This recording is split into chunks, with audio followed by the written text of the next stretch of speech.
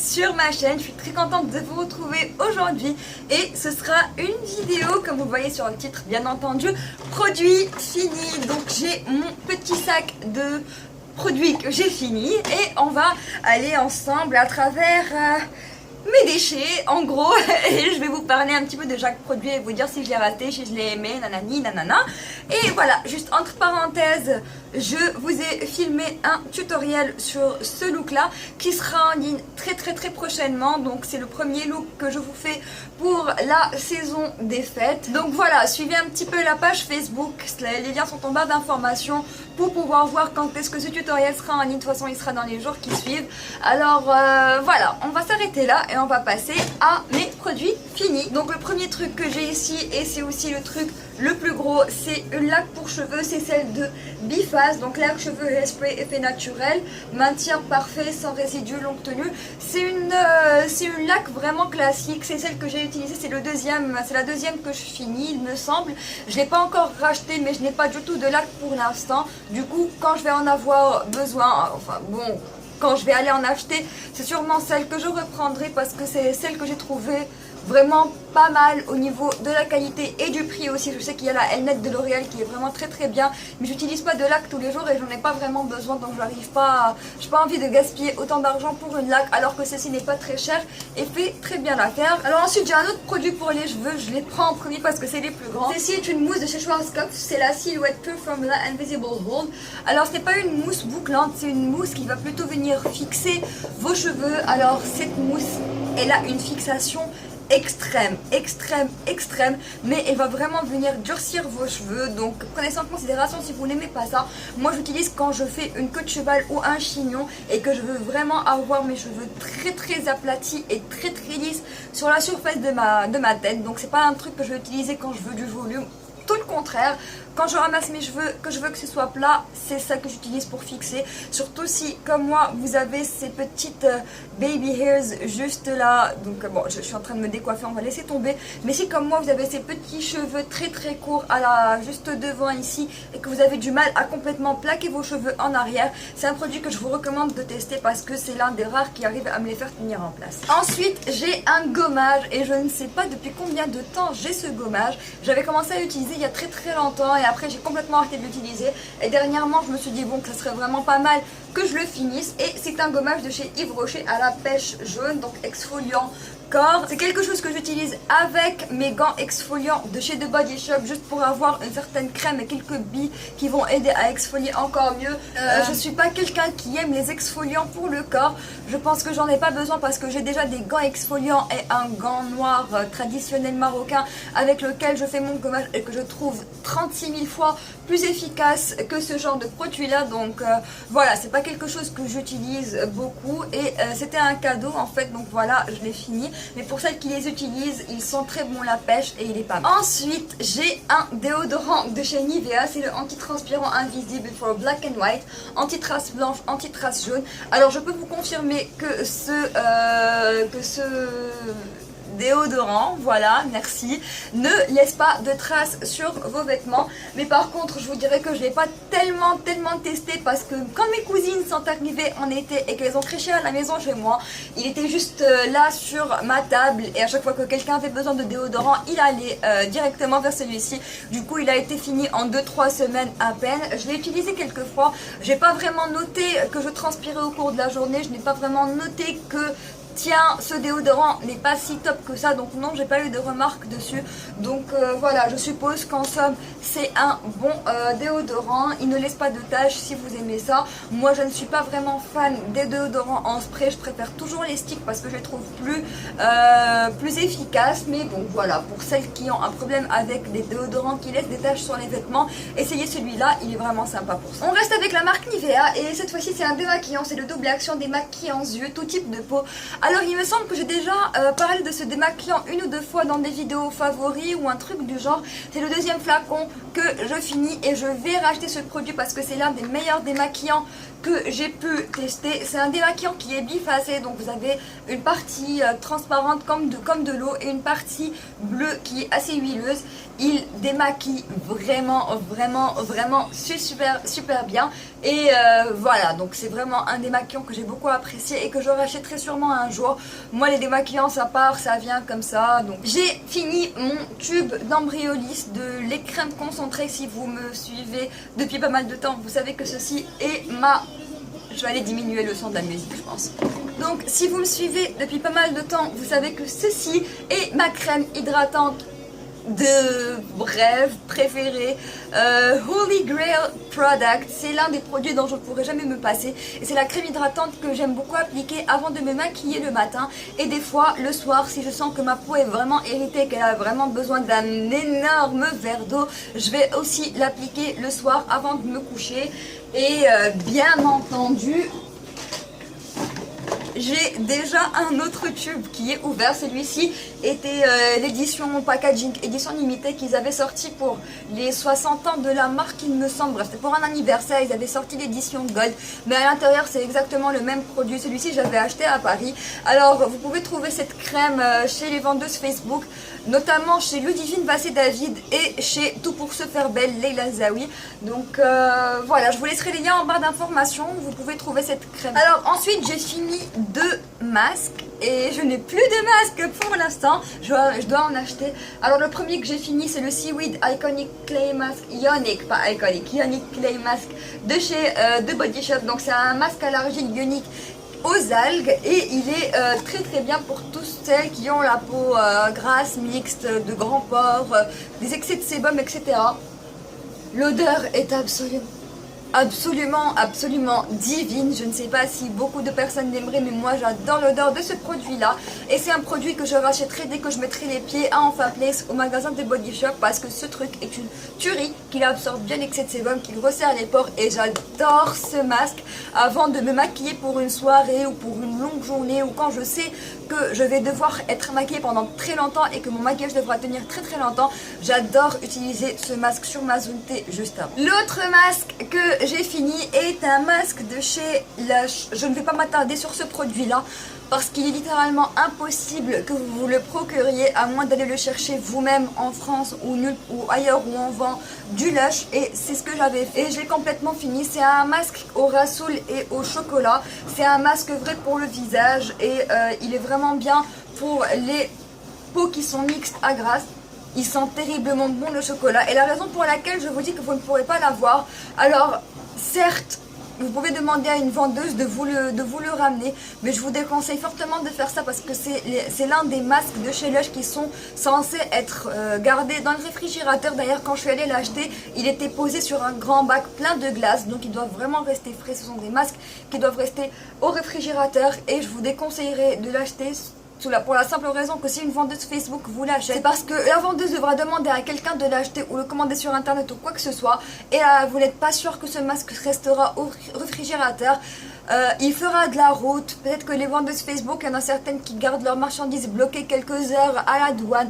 Donc quoi qu'il en soit, il va devoir sortir du réfrigérateur pendant un très bon moment et ce n'est pas conseillé de faire ça. D'ailleurs quand je l'avais acheté, j'avais demandé à la vendeuse de chez Lush combien de temps je pouvais le garder hors du réfrigérateur parce que je devais rentrer chez moi au Maroc et que entre tout ce qui est emballage de mes vêtements, aéroport, vol, etc. il allait rester en dehors environ 4 à 5 heures. Elle m'avait dit que c'était pas méchant, que c'était pas l'un des masques les plus fragiles, mais n'empêche, si vous avez quelqu'un de votre famille qui est ailleurs, qui rentre au Maroc ou quelque chose du genre, vous pouvez lui demander de le prendre pour vous, mais sinon je vous déconseille de demander à une vendeuse de vous l'acheter. Alors ensuite j'ai un parfum, alors celui-là il est là mais je ne sais pas si j'en ai déjà parlé ou pas. C'est une eau de parfum de chez Avon et c'est le Cherish et c'est quelque chose que j'ai beaucoup utilisé au début de l'automne, fin de l'été, début automne il me semble, à peine quand je l'avais eu. Alors là il est complètement vide, je pense que j'en ai déjà parlé dans une vidéo. Je ne sais pas si j'ai gardé le flacon juste comme ça, mais en tout cas c'est une odeur qui sent vraiment bon. Je suis très nulle pour décrire les odeurs, donc je vous laisserai en barre d'informations les quelques notes principales de ce parfum là.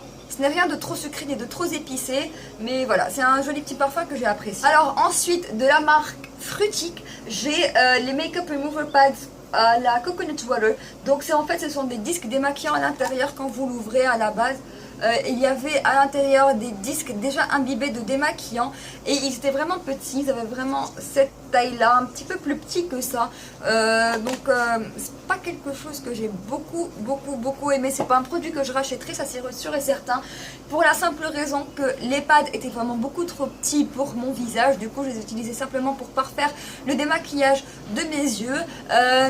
Je les ai finis très rapidement et elles m'ont un petit peu brûlé les yeux. Donc quand je les utilisais, je rinçais immédiatement. Donc voilà, franchement, je préfère de loin avoir un bon démaquillant sur du coton et le faire plutôt que d'avoir ça. Donc non merci. Alors je pense que c'est la première fois que j'ai des produits make-up à vous présenter dans une vidéo produit fini. Alors le premier c'est un crayon de la marque Avon. C'est un de leurs crayons rétractables, c'est le Big and Daring Glimmer Stick. Il était sorti en même temps que le mascara Big and Daring et en fait c'est un cold eyeliner que j'ai fini. Alors il est bien, il est crémeux, il est très noir comme vous pouvez le voir. Il ne tient pas des masses sur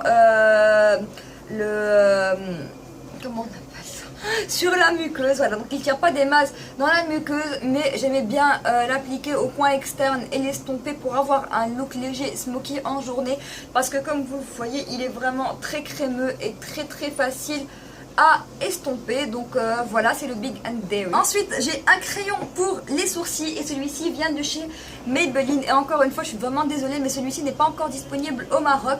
Je l'ai eu à Paris encore une fois et je l'ai fini. C'est le Brow Satin dans la teinte Dark Brown il me semble, oui voilà. Donc vous avez d'un côté normalement ici c'est là où le crayon était censé être, donc la mine, vous avez une mine ici et de l'autre côté vous avez une poudre ici. Donc la poudre se trouve à l'intérieur du bouchon, donc il faut la prendre du bouchon et ensuite vous pouvez l'appliquer. Ce que j'aime bien par rapport à cette poudre c'est qu'elle n'est pas ultra pigmentée, donc elle vous permet toujours, bon là il en reste plus du tout mais voilà. Bon là il en reste vraiment plus du tout là-dedans mais voilà vous arrivez à voir un petit peu. Elle n'est pas ultra pigmentée donc elle est vraiment sympa pour les sourcils. Mais bon c'est pas là que le côté poudre qui m'intéressait le plus, c'est plutôt le côté crayon par contre. Et en fait j'ai tellement aimé ce crayon que j'ai demandé à une copine de m'en ramener un autre de Paris. Donc elle me l'a amené, elle a été assez gentille pour ça. Et j'ai celui-ci que je suis en train d'utiliser actuellement de temps en temps et j'en ai un autre en backup que j'ai pas encore ouvert. Donc voilà, c'est juste pour vous dire à quel point j'aime ce crayon. Ensuite, mascara, celui-ci vient de chez Maybelline, c'est de Rocket Volume Express que j'ai complètement fini, qui a complètement séché ou un truc du genre. Mais enfin bref, alors ce mascara il fait vraiment partie de ce type de mascara qui deviennent meilleurs en séchant. Donc je ne sais pas si vous avez déjà eu l'occasion de tomber sur l'un de ces mascaras là, où quand le produit commence à sécher un petit peu il devient de plus en plus bon. J'ai fermé la fenêtre parce qu'il y a des embouteillages à l'extérieur. Donc voilà, celui-ci vraiment faisait partie de cette catégorie là. Si vous vous rappelez, il y a dans mes tout débuts, quand j'ai à peine commencé à utiliser ce mascara là, je vous disais que je le détestais, qu'il n'arrêtait pas de faire d'énormes taches au bout d'une heure sur mon arcade sourcilière. Mais j'ai quand même pris la peine de l'utiliser de temps en temps. J'ai commencé à l'utiliser quand j'allais être maquillée pour une heure et demie, 2 heures, le temps d'aller prendre un café ou de sortir faire des courses ou un truc du genre. J'ai commencé à l'utiliser parce que je voulais le finir, c'est tout.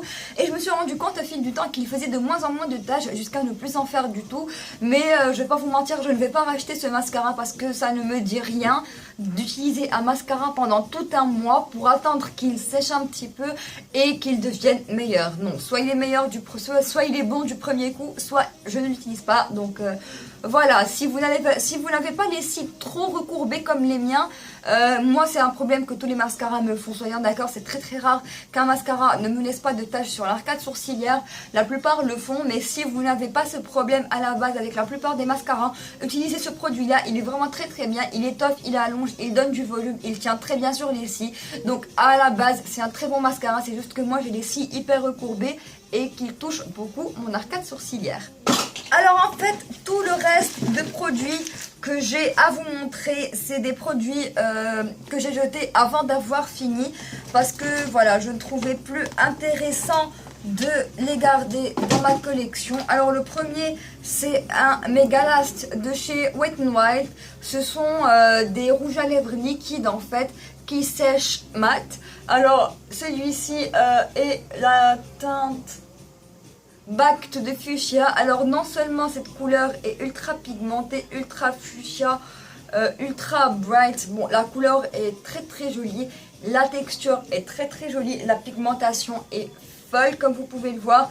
Mais ces trucs là sont impossibles à garder sur les lèvres plus de 10 minutes. Alors je vous explique, vous allez appliquer ce produit, il va prendre un peu de temps à sécher au bout de 10 minutes, mais après, alors là vous aurez littéralement l'impression que quelqu'un vous a mis votre bouche dans une mini ventouse et qu'il est en train de tirer. De tirer. Oui, ayez cette image dans votre tête, cette sensation est exactement pareille, si elle n'est pas pire. Il va venir marquer toutes les lignes de vos lèvres, il va venir vraiment... Vous allez vraiment sentir que le produit est en train de tirer toute l'hydratation de vos lèvres. Il va être impossible. Et dès que vous allez sourire ou étirer vos lèvres, il va craquer partout. Donc non, ceci est une horreur. Et je ne l'ai jamais utilisé, je ne l'ai jamais porté. Regardez, il était là, décor. Alors, je ne donnerai pas ce produit à qui que ce soit parce que je ne voudrais pas donner un produit aussi nul à qui que ce soit. Donc, poubelle. Ensuite, un rouge à lèvres de chez Makeup Revolution, c'est la teinte Bliss et ça fait partie de leur rouge à lèvres mat. Je déteste les rouges à lèvres mat de chez Makeup Revolution tout simplement parce qu'ils marquent vraiment les ridules sur les lèvres et qu'ils ne tiennent pas et qu'ils achètent. En fait, dès que vous les appliquez, ils sont pas jolis du tout sur les lèvres. Donc moi, je n'aime pas les mats. Les crémeux, les normaux sont vraiment très bien, mais les mats, je vous conseille de les éviter. Et ensuite, un rouge à lèvres de chez Makeup Academy. Celle-ci est la teinte Peachy Clean. Et encore une fois, c'est un rouge à lèvres mat. Et encore une fois, même problème que ceux de chez Makeup Revolution. Celui-ci est vraiment très sec. La couleur est jolie. L'odeur est sympa, mais encore une fois, je les utilise pas parce qu'ils sont pas jolis sur les lèvres et qu'ils sont trop secs. Ensuite, j'ai jeté deux mascaras. Celui-ci est le Amazing Length de chez Makeup Revolution. J'utilisais pour mes cils inférieurs, mais il a complètement séché. Alors, je le mets à la poubelle. Pour les cils inférieurs, peut-être, si vous voulez vraiment un mascara spécial pour vos cils inférieurs, prenez celui-là, mais sinon, franchement, il n'est pas terrible. Un autre mascara, celui-ci, cette fois, vient de chez... comment il s'appelle, CoverGirl, voilà. Et celui-ci est le Lash Blast 24 Hours. Il se présente ainsi. Alors la brosse est très similaire à celle du Rocket de chez Maybelline. Premièrement, ce mascara pue. Vraiment, il sent très mauvais. J'ai trouvé qu'il collait parfois les cils entre eux. Il donnait un volume, il est sympa, l'effet est très sympa sur les cils. Il donne un petit peu de volume, il allonge un petit peu, il est sympa. Mais par contre, vous n'arriverez jamais à décoller ceci de vos cils. Et j'ai remarqué que je suis très douce avec mes cils en général. Quand je me démaquille, je vais mettre juste un tout petit peu d'huile sur mes doigts et masser mes cils pour les démaquiller en douceur. Mais quoi que je fasse, j'ai remarqué que ce mascara faisait tomber mes cils et qu'il était très difficile à enlever. Donc merci mais non merci, je l'ai jeté. Ensuite, j'ai une crème contour les yeux que je n'ai pas fini. Celle-ci vient de chez The Body Shop. C'est la vitamine E Eye Cream et je l'avais laissée de côté pendant tout l'été. En fait, je l'avais laissée dans une trousse et je ne l'ai pas réutilisée. C'est une crème contour des yeux absolument sympathique, très bien pour son prix. Elle est vraiment géniale. Mais quand j'ai voulu la réutiliser, quand je l'ai mis sur mon doigt, j'ai remarqué que l'odeur avait changé, l'odeur elle sentait un petit peu mauvais, donc je me suis dit que c'était le moment de l'envoyer à la poubelle et c'est ce que je fais. Ensuite j'ai ce petit baby size du Staniac de chez The Balm que je vais jeter parce que je l'ai carrément fini et que de toute façon j'ai le produit en full size. C'est un bon produit, par contre pour les journées no make-up, si vous voulez juste donner une légère teinte à vos joues et à vos lèvres, c'est quelque chose de sympa pour ça. Et voilà les filles, cette vidéo produit fini touche maintenant à sa fin. J'espère que vous l'avez apprécié. Si vous l'avez aimé, n'oubliez pas de me donner un bon gros like et de me laisser toutes vos suggestions en commentaire. J'adore lire vos commentaires, ils me font toujours plaisir. Et jusqu'à une nouvelle vidéo, je vous fais de gros bisous. Et je vous dis à bientôt.